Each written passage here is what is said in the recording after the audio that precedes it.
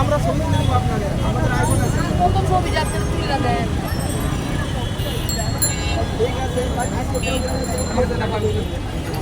ঠিক আছে। যেমন ভাই ওকে ওকে ওকে এক্সাইটেড প্রোগ্রামটা শুরু হয়ে গেলে ইনফরমেশন দিতে হবে। লাইভ থাকলে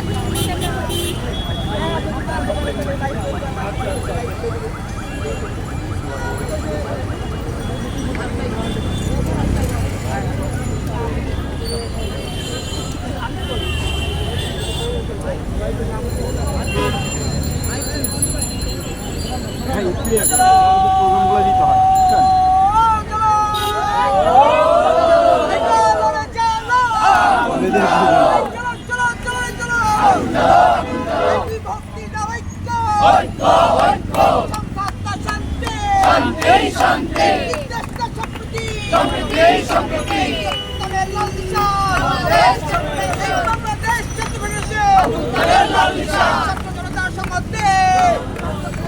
রক্ষা করা করতে হবে, এই ছাত্র জনতার সম্মুখে রক্ষা করা করতে হবে, রক্ষা করা করতে হবে, ছাত্র জনতার সম্মুখে রক্ষা করা করতে হবে, রক্ষা করা করতে হবে, ভারতীয় আধিপত্য ধ্বংস হোক বিপর্যয়, ভারতীয় আধিপত্য ধ্বংস হোক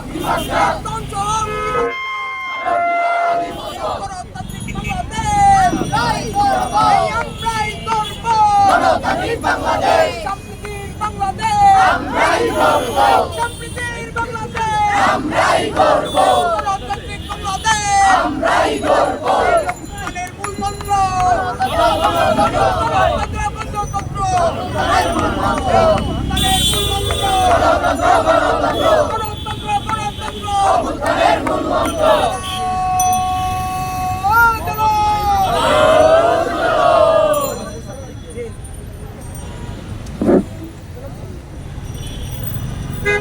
সংগ্রামী সাথী এবং বন্ধুগণ, আজকের এই সন্ত্রাস বিরোধী রাজু ভাস্কর্যের সামনে বাংলাদেশ ছাত্র ফেডারেশন কর্তৃক আয়োজিত সংহতি যাত্রায় আমাদের এই মাইকের আওয়াজ চলমান মানুষদের যাদের কানে যাচ্ছে এবং যারা শুনছেন তাদের সকলকেই রক্তিম শুভেচ্ছা এবং অভিনন্দন জানাচ্ছি। বন্ধুগণ, আপনারা জানেন স্বৈরাচার শেখ হাসিনার পতনকে কেন্দ্র করে সারা বাংলাদেশের আপামর জনসাধারণের মধ্যে যে একটি ঐক্য গড়ে উঠেছিল তা সঙ্গতই দেশীয় বিদেশীয় বিভিন্ন অপচেষ্টা এবং নিজেদের মধ্যে বিভেদের কারণে এই ঐক্য নানানভাবে ক্ষতিগ্রস্ত হচ্ছে। আমরা দেখতে পাচ্ছি বর্তমানে শিক্ষার্থীরা নানা রকম নিজেদের মধ্যে দ্বন্দ্বে লিপ্ত হচ্ছে, নানা রকম সংঘর্ষে, রক্তাক্ত সংঘর্ষ সহ আমরা দেখেছি শিক্ষা প্রতিষ্ঠান ক্ষতিগ্রস্ত করা সহ, ভাঙচুর করা সহ লুটতরাজের ঘটনাও ঘটেছে। এবং এর পাশাপাশি বর্তমানে বাংলাদেশে আমরা দেখতে পাচ্ছি